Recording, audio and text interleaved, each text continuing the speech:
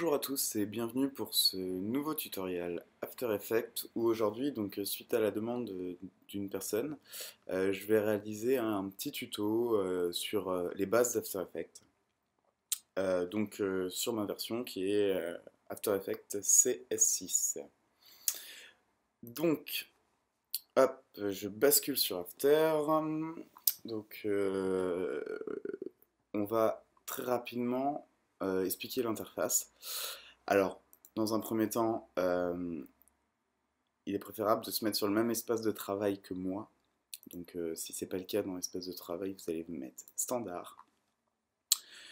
Comme vous avez pu le remarquer, on peut créer son nouvel espace de travail, en supprimer, réinitialiser le standard si on a voulu le modifier.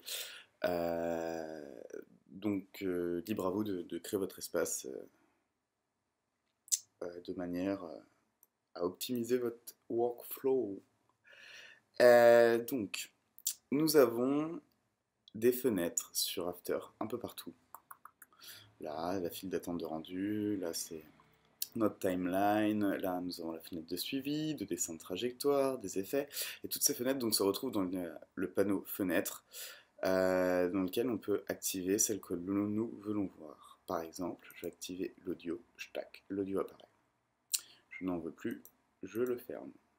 J'ai l'info par exemple, j'aimerais bien qu'il aille ailleurs, je le sélectionne et je le fais glisser en dessous, donc sur les petits traits là. Voilà.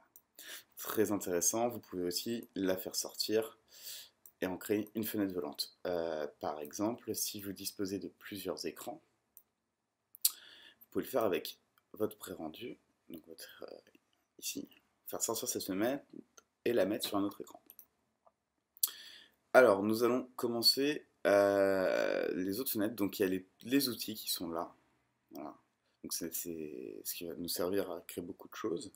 Les effets qui sont indispensables. Il y en a une tonne qui vous permettront de faire énormément de choses. Une grande partie des publicités que vous voyez à la télé et plein d'autres choses. Qui ont chacun leur particularité, leur réglage. Donc, on va pas pouvoir tous les faire, sachant que certains peuvent être très très complexes. Les effets, vous pouvez aussi trouver des plugins qui s'ajoutent, comme les plugins Trapcode de Red Giant Software. Donc vous pouvez voir que j'ai du Trapcode, du Red Giant, du Magic Bullet. Tout ça sont des plugins payants que je vous invite à tester pour vous rendre compte de leur puissance.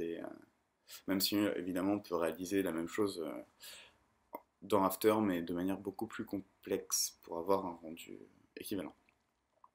Bon, alors nous avons notre fenêtre de projet qui va être notre bibliothèque de scènes. Pour ce faire, pour importer ici, nous avons plusieurs possibilités. On peut cliquer droit, faire importation, fichier multiple, etc. en fonction de ce que l'on veut. Importer un métrage récent, donc en cas si c'est... voilà, moi par exemple, bordel vidéo, hop, on va prendre cette vidéo là. Donc quand j'importe ma vidéo, vous pouvez voir que j'ai des informations sur elle si je la sélectionne. La dimension, le fromage, les millions de couleurs, l'encodage, le son. En gros, des informations qui peuvent être très utiles.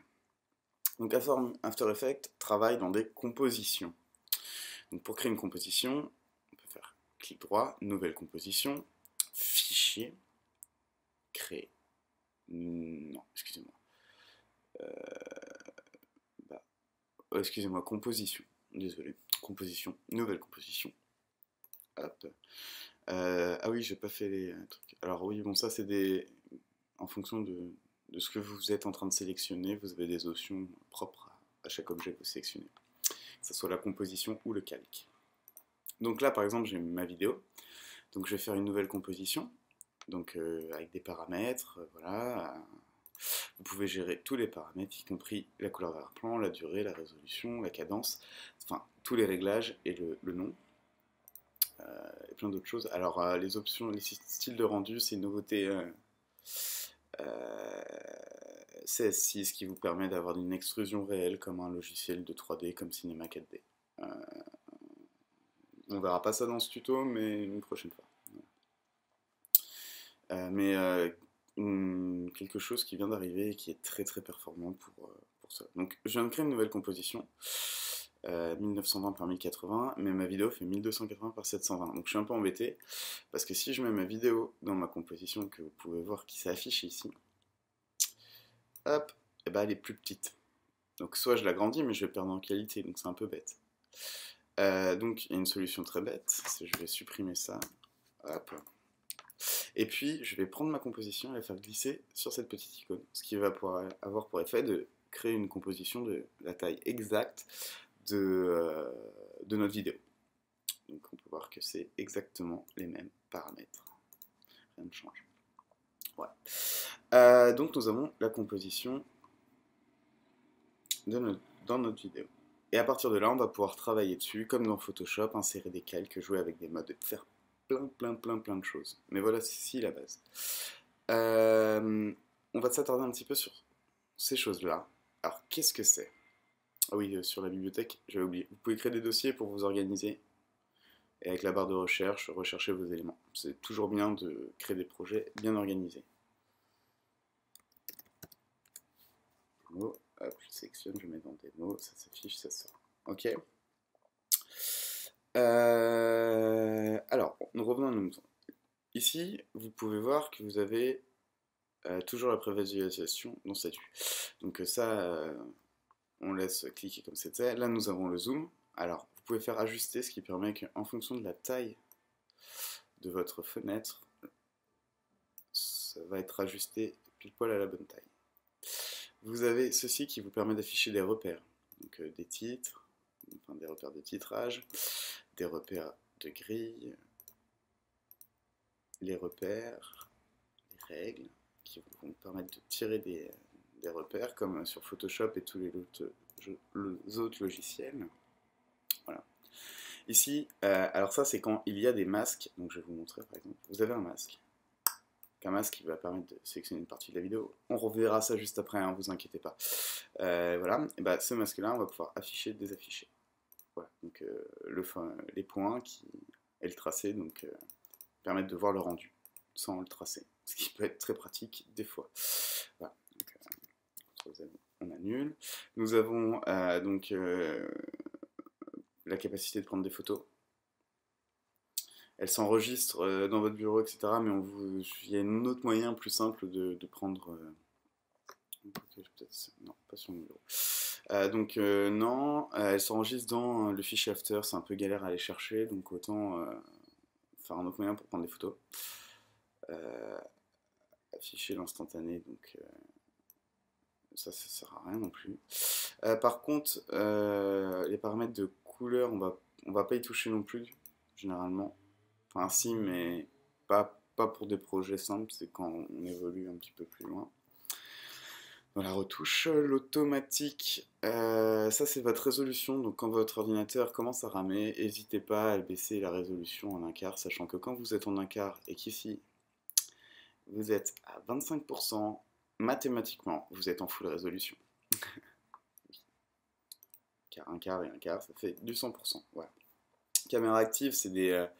quand on joue sur la 3D, ça permet d'avoir des vues différentes, qu'on a différentes caméras pour pouvoir visualiser la caméra qui est dans la scène en 3D, c'est-à-dire avoir une vue extérieure à cette caméra que nous avons créée pour pouvoir créer. Alors après, nous avons des petites options là qui vont pas être vraiment intéressantes, qui vont la hiérarchie, les fenêtres de montage et la prévisualisation rapide. Donc ça, libre à vous de mettre, si quand votre ordinateur il rame à cause de la grosseur du projet, bah, libre à vous de la baisser pour que ça fonctionne un petit peu mieux. Alors revenons à nos moutons. Aujourd'hui, qu'est-ce que je vais pouvoir vous montrer en plus de cela? Bah, on va pas s'attarder énormément, on va faire les outils et puis on s'arrêtera là. Donc déjà, premièrement, premier outil, ça va être la main qui va nous permettre de bouger. Donc le raccourci c'est espace. On peut être sur la flèche V de déplacement, donc qui va déplacer notre claque. Vous voyez, V va permettre de déplacer l'image. Petite flèche, on appuie sur V. Et en appuyant sur l'espace, je vais déplacer toute ma vidéo. Donc ça permet par exemple si je suis zoomé de pouvoir me déplacer rapidement sur un gros jeu. Voilà. ok. Hop, donc on va pouvoir remettre notre vidéo là où elle doit être. Alors, un raccourci clavier intéressant, Shift. Shift fait comment dire, ça s'aimante quand on appuie sur Shift. Une fois cliqué, c'est intéressant de le savoir aussi. L'outil de rotation qui va permettre, comme vous vous doutez, de faire appliquer une rotation à notre objet. Bon, on va pas s'attarder. La caméra qui va nous permettre, si on avait créé une caméra, de la bouger. L'outil de déplacement. Un outil de forme qui va nous permettre de soit créer des masques, soit, si nous sélectionnons rien, de créer une forme. Voilà. Ok. Donc si on reste dessus, on a différents types de formes. L'outil plume que vous connaissez donc le raccourci clavier est G. L'outil plume que vous connaissez, qui est enfin que vous connaissez ou pas d'ailleurs sur Photoshop, qui va permettre de faire des masques de la forme que l'on veut avec des courbes de Bézier. Voilà. Donc, très pratique pour du détourage. Il y a un autre tuto que j'ai fait où on l'utilise. Donc ça va créer un masque, mais par contre, c'est pas le même combat si on crée un nouveau calque, ça crée une forme vectorielle avec un tracé. Okay. Donc il peut vous servir à créer pas mal de choses. On peut voir aussi que là nous avons des options qui permettent de voir ce qui est affiché. Donc le temps, on s'en fiche un peu. Ça c'est important pour avoir les modes, donc qui vont être les mêmes modes que dans Photoshop, qui nous permettent de faire des choses très sympathiques. Par exemple, je vais créer une forme, hop, voilà, et si je le mets en mode incrustation, ça s'incruste. Je vais peut-être faire une transparence beaucoup plus fine, mais avec le mode incrustation ou saturation par exemple, vous voyez, il y a différents modes, plusieurs façons de faire. Je peux faire des effets très simples, d'accord. Voilà. L'outil pinceau qu'on utilise peu, il faut rentrer dans le calque pour l'utiliser et pouvoir s'autoriser à dessiner. Ok. Puis voilà, c'est pas très utile. L'outil tampon, l'outil gomme, bon, c'est si vous avez un calque où il faut faire un petit trou dedans, des petites retouches très rapides, on passe par After. Sinon, bien évidemment, on extrait vers Photoshop en en enregistrant un fichier Photoshop, et puis après on repasse sur After. Donc il y aura des tutos là-dessus, vous inquiétez pas. Et puis pour finir, le roto-pinceau, donc, qui est une nouveauté. Pareil, il va falloir rentrer dans le calque, sélectionner un truc, et puis lancer. Alors, je sais plus où c'est. Je suis pas en intégral, c'est mieux. Voilà.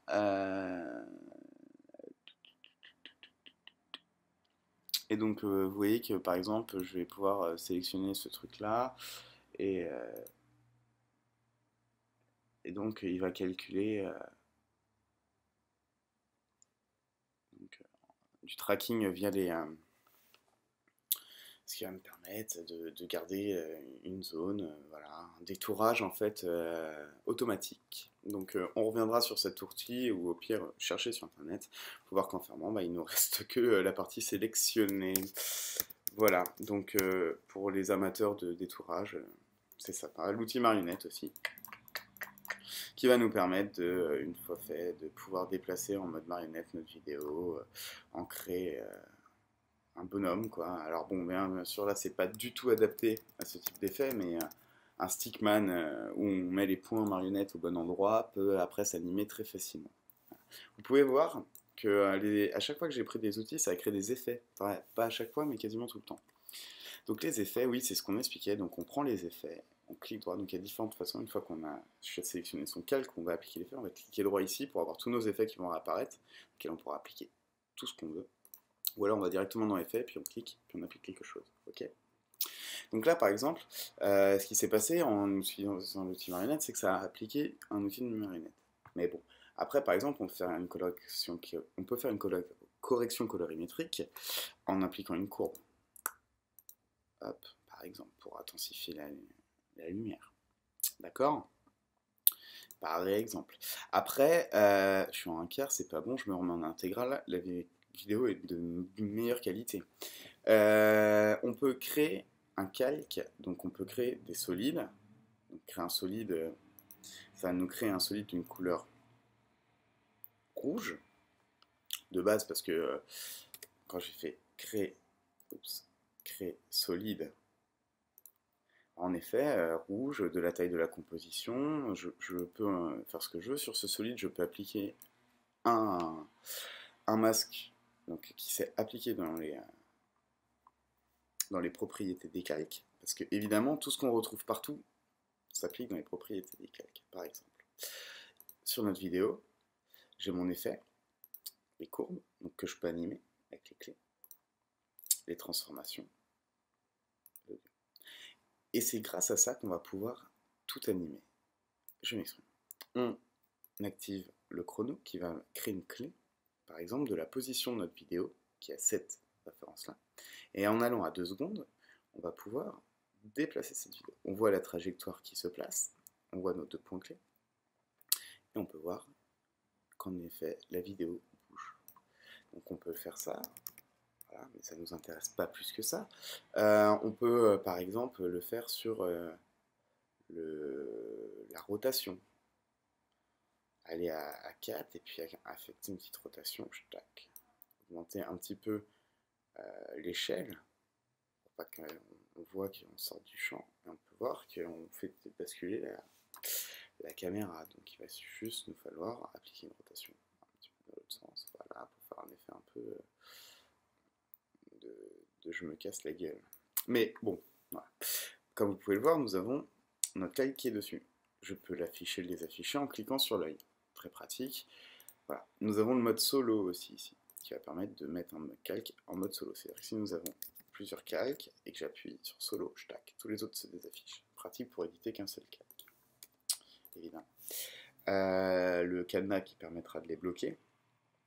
Nous avons des options, donc les modes de fusion. Le cache, donc ça c'est ce qui va permettre de jouer avec les couches alpha. On verra ça plus tard ou lors d'un autre tuto. Nous avons aussi là comment dire, des masques, enfin c'est une icône qui permet de cacher le masque. Donc quand on arrive sur un projet avec beaucoup de choses, et ben en fait, une fois que des choses sont finies et donc verrouillées, plus besoin d'y toucher, à quoi ça sert qu'elles restent affichées? Malheureusement, After Effects ne va pas nous permettre de créer un dossier qu'on va cacher. Donc on va pouvoir par contre cacher les calques de manière unitaire. Donc on va cacher, cliquer sur cette petite icône pour que ces personnes la cachent la tête, voilà. Et dans ces fiches, dans ces options-là, nous allons cacher les calques. Voilà. Donc on ne les voit plus sur la composition. Donc sur certains projets très intéressants parce que justement, ça va nous permettre d'optimiser notre timeline et éviter le bordel incessant dans notre projet. Donc revenons à nos moutons. Là nous avons créé des clés. Voilà, donc ça bouge. Et nous allons continuer à créer des clés sur... Pareil, excuse-moi. Nous allons continuer à créer des clés là-dessus. Mais par exemple, là vous voyez que j'ai créé un masque qui m'a permis que mon objet rouge en fait soit coupé par le masque. Donc vous pouvez voir que mon masque a un mode addition, aucun, donc là on va retomber sur l'autre l'entière. Addition c'est que à l'intérieur, soustraction c'est que l'extérieur, intersection, éclaircir, etc. Ça va dépendre si vous mettiez plusieurs masques sur votre composition. Le contour de masque, donc là par exemple le tracé du masque va nous permettre d'éditer la forme. On va cliquer là-dessus, retourner sur V, et on va pouvoir se rendre compte que on va pouvoir modifier la forme de notre calque et animer la forme modifiée.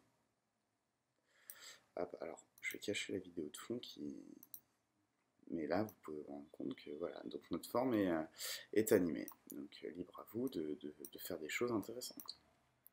Donc vous pouvez animer votre masque, c'est une des bases du détourage. Voilà. Il y a le contour du masque aussi pour faire un contour plus progressif, donc pour faire des formes peut-être plus abstraites. Démonstration. Vous voyez, ça fait de l'abstrait hein, très rapidement avec le contour progressif. L'opacité, l'expansion. Alors l'expansion, si on regarde par rapport à notre calque, vous voyez, plus on est grand, plus ça va aller vers l'extérieur. Et à l'inverse, voilà. Donc on peut le faire disparaître aussi comme ça. Donc se mettre là, activer le chrono, s'amuser à mettre des valeurs extrêmes, des valeurs minus, et voir que ça fait une sorte de clignotement. Après, comme je vous le disais, libre à vous de vous amuser avec des images clés et de créer vos petites animations. On peut créer aussi un texte. Donc, outil texte, on va pouvoir taper notre texte, avoir des options de caractères, donc dans notre fenêtre caractères, qui en fait vont nous permettre de gérer la police, la taille, l'espacement et plein d'autres choses. Okay. Évidemment, ce texte, on va pouvoir l'animer. On a transformé comme ailleurs les options de transformation avec toutes nos options que nous avons d'habitude. Okay. Et pouvoir l'animer. Par exemple, sur notre position, on va mettre notre image là et puis on va la mettre là. Donc notre texte va arriver. Chou, voilà. Ok. Mon texte, j'ai besoin de le modifier. Je double-clique dessus. Tuto, base, after. AKS. Ça marche mieux. Hop. Et bah, on peut dire, j'ai modifié mon texte, mais pas mon animation. Tout va bien. Voilà. Alors, ceux qui connaissent Photoshop, on peut, en cliquant droit sur un calque, on peut voir qu'on a nos styles de calque, donc avec nos ombres portées, etc., qui reviennent, comme sur Photoshop. Donc vous pourrez éditer beaucoup de choses. Après, je pourrais faire le tour d'After pendant des heures et continuer à vous expliquer plein de choses. Mais là, je commence à être en perte je commence à plus avoir trop le temps. Donc je vais m'arrêter pour aujourd'hui. Ah, non, avant de couper, excusez-moi, oui, avant de couper, les options là. Donc très rapidement, une option très importante va être le motion blur, donc, qui est là. Si on active le motion blur et le motion blur, vous allez vous rendre compte que lors du mouvement, un flou de mouvement se crée. Je ne sais pas si vous voyez bien. Regardez. Sans motion avec. Sans avec. Il y a le flou de mouvement qui se crée qui va faire donc un rendu beaucoup plus réaliste. Donc je vous invite à cocher cette action, cette option et à l'activer dans le rendu pour voir. Alors bien sûr quand on travaille on désactive ici pour pas que ça nous embête, mais avant de lancer le rendu on la réactive pour justement donner cet effet réel dans vos images et dans vos travaux. Voilà, donc j'espère que ce tuto vous a plu. Je vous dis à très bientôt, car j'ai pas vraiment le temps de poursuivre les explications sur After, qui est un logiciel très complet et au final avec énormément de choses. Si vous avez des questions sur quoi que ce soit, j'essaierai d'y répondre, donc soit en faisant un nouveau tuto sur le sujet, soit directement par mail, donc n'hésitez pas à me contacter, et puis je vais vous souhaiter une excellente fin de journée. Bye.